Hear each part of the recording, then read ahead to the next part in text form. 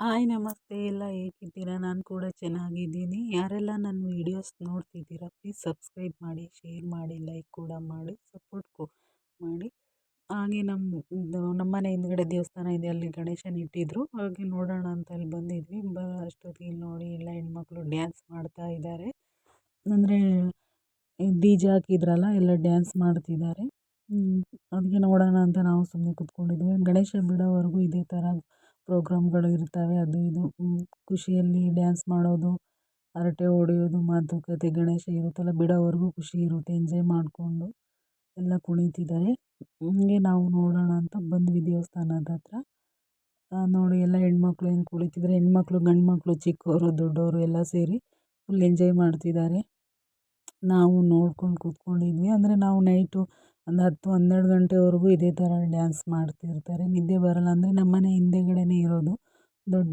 Full sound ಕೊಟ್ಟಿರ್ತಾರೆ, ನಿದ್ದೆನೇ ಬರೋಲ್ಲ, ಏನೂ ಇಲ್ಲ. ಅವರು ಫುಲ್ ಅಂದರೆ ಗಣೇಶ ಇರೋವರೆಗೂ ಅಷ್ಟೇ. ಆಮೇಲೆ ಏನು ಪ್ರೋಗ್ರಾಮ್ ಇರೋಲ್ಲ. ದೇವಸ್ಥಾನ ಹತ್ರ ಯಾರು ಕೂಡ ಬರೋಲ್ಲ. ಇವಾಗ ಗಣೇಶ ಇಟ್ಟಿದ್ದಾರಲ್ಲ, ಅದಕ್ಕೆ ಎಲ್ಲ ಖುಷಿಯಲ್ಲಿ ಮಾಡ್ತಿದ್ರು. ಇವತ್ತು ಊಟ ಕೂಡ ಇತ್ತು. ಇಲ್ಲೇ ಊಟ ಮಾಡಿ ನೈಟು ಊಟ ಮಾಡಿಬಿಟ್ಟು ಇಲ್ಲೇ ಡ್ಯಾನ್ಸ್ ಮಾಡ್ತಿದ್ದಾರಲ್ಲ, ನೋಡೋಣ ಅಂತ ಕೂಡ ಹೀಗೆ ಬಂದಿದ್ವಿ. ನೋಡಿ ಎಲ್ಲ ಹೇಗೆ ಹೆಂಗೆ ಡ್ಯಾನ್ಸ್ ಮಾಡ್ತಿದ್ದಾರೆ.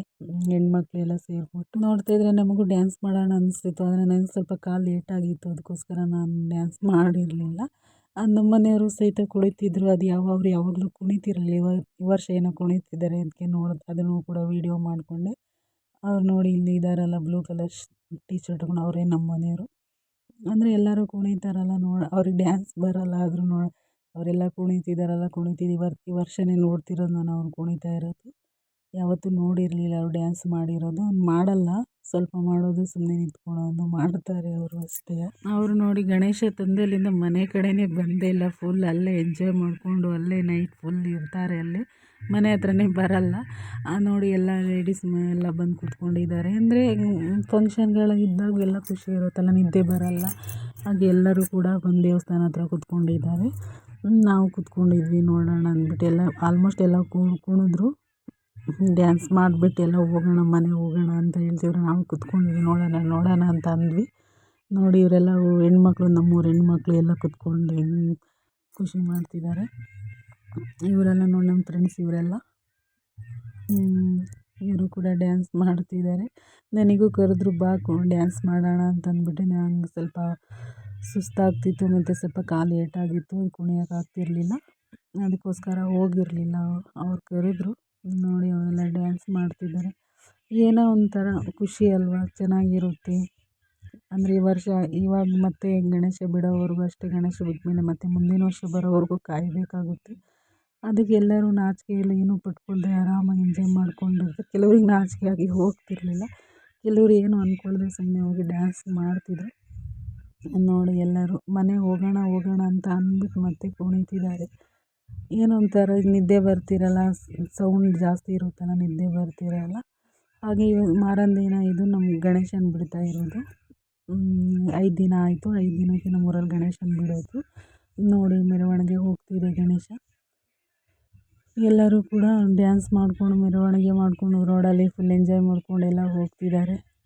ನೋಡಿ ಇಲ್ಲಿ ನಮ್ಮ ಟ್ಯಾಂಕಿ ಹತ್ರನೂ ಫುಲ್ ನೀರೆಲ್ಲ ತುಂಬಿಕೊಂಡು ಎಲ್ಲ ಅವರು ಏನೋ ಒಂಥರ ಖುಷಿ ಅಲ್ಲ ಅವರಿಗೆ. ಅದು ಎಂಜಾಯ್ ಮಾಡಿಕೊಂಡು ಮಾಡ್ತಿದ್ದಾರೆ. ನೋಡಿ ಫುಲ್ ನೀರೆಲ್ಲ ಹಾಕ್ಕೊಂಡು ಡ್ಯಾನ್ಸ್ ಮಾಡ್ತಿದ್ದಾರೆ ಅಂತ ಹೇಳಿ. ಅಂದರೆ ಅವ್ರ ಸಂಘದಲ್ಲಿರೋರು ಅದಕ್ಕೆಲ್ಲ ಒಂದೇ ಥರ ಡ್ರೆಸ್ಗಳು ಬೇರೆ ಹಾಕ್ಕೊಂಡಿದ್ದಾರೆ. ಫುಲ್ ಅವರು ಚೀಟಿ ಮಾಡ್ಕೊಂಡಿರೋರು.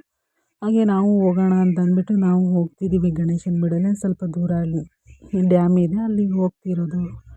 ನಾವು ಮುಂದೆ ಒಂದು ಗಾಡೀಲಿ ಕೂತ್ಕೊಂಡಿದ್ವಿ, ಹಿಂದೆ ನಮ್ಮ ಹಿಂದೆ ಗಣೇಶ ತಗೊಂಬರ್ತಿದ್ದಾರೆ. ನೋಡಿ ಅಲ್ಲಿ ಅಂದರೆ ಸ್ವಲ್ಪ ದೂರ ಆಗುತ್ತೆ, ಅಲ್ಲಿ ನಮ್ಮೂರ ಹತ್ರ ನೀರಿಲ್ಲ ಅಂದ್ಬಿಟ್ಟು ಅಲ್ಲಿ ಡ್ಯಾಮ್ ಹತ್ರ ತೊಗೊಂಡು ಹೋಗ್ತಾ ಇರೋದು. ಅದು ದೊಡ್ಡ ಗಣೇಶನ ತಂದಿದ್ದಾರೆ ಈ ವರ್ಷ. ಅಂದರೆ ಒಬ್ಬರ ಕೈಯಲ್ಲಿ ಎತ್ತಕ್ಕಾಗ್ತಿರ್ಲಿಲ್ಲ, ಅದು ಇಬ್ಬರ ಕೈಯಲ್ಲಿ. ಆಲ್ರೆಡಿ ಆಮೇಲೆ ಬಂದ್ವಿ ಇಲ್ಲಿ ಬೋರನ ಕಣಿವೆ ಅಂತ ಅಂದ್ಬಿಟ್ಟು ಡ್ಯಾಮ್ ಹತ್ರ.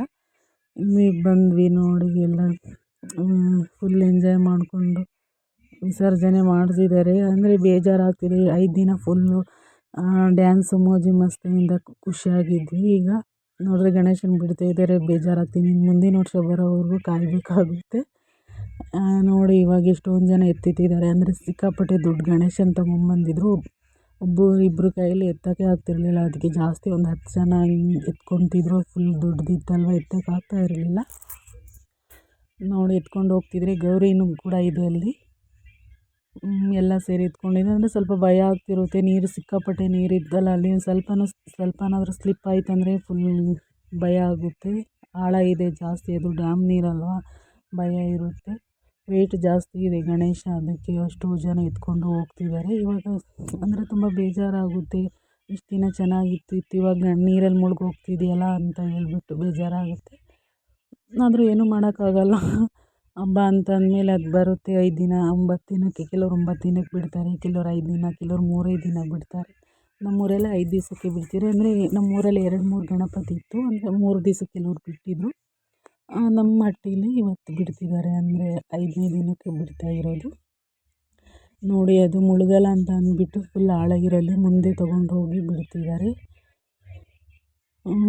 ಅಂದರೆ ನೋಡೋಕ್ಕೆ ಸ್ವಲ್ಪ ಭಯ ಇರುತ್ತೆ. ನಮ್ಮ ಮನೆಯವರು ಹೋಗ್ತೀನಿ ಅಂತಂದರು. ನಾನೇ ಸ್ವಲ್ಪ ಬೇಡ ಅಂದರೆ ಅವ್ರಿಗೆ ಈಜು ಬೇಡ, ಬರಲ್ಲ.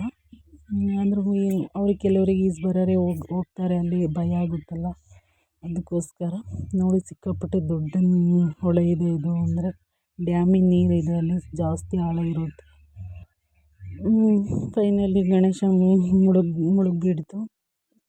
ಎಲ್ಲರೂ ಅಲ್ಲೇ, ಅಂದರೆ ಊಟ ಎಲ್ಲ ಇತ್ತು, ಪುಳಿಯೋಗರೆ ಮಾಡಿಸಿದ್ರು, ಪ್ರಸಾದನ ಅಲ್ಲೇ ಎಲ್ಲ ತಿಂದ್ಕೊಂಡು ಮನೆ ಕಡೆ ಬಂದ್ವಿ. ಇಲ್ಲಿಗೆ ನಾನು ವ್ಲಾಗ್ನ ಮುಗಿಸ್ತಿದ್ದೀನಿ. ಪ್ಲೀಸ್ ಸಬ್ಸ್ಕ್ರೈಬ್ ಮಾಡಿ, ಶೇರ್ ಮಾಡಿ, ಸಪೋರ್ಟ್ ಮಾಡಿ. ವಿಡಿಯೋ ಇಷ್ಟ ಆದರೆ ಒಂದು ಲೈಕ್ ಕೂಡ ಮಾಡಿ. ಹಾಗೆ ನನ್ನ ಫಾಲೋ ಮಾಡ್ತಾಯಿರಿ. ನಮಸ್ತೆ.